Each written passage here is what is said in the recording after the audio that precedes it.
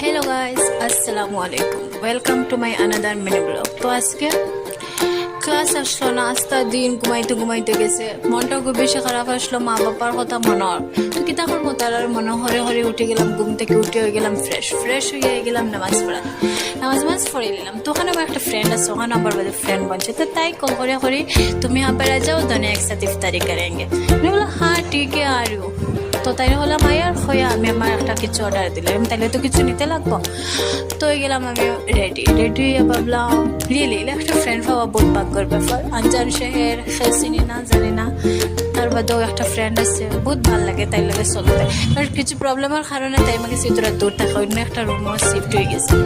তো কিতা করবো, আর কষ্ট করে তো থাকতেও লাগবো।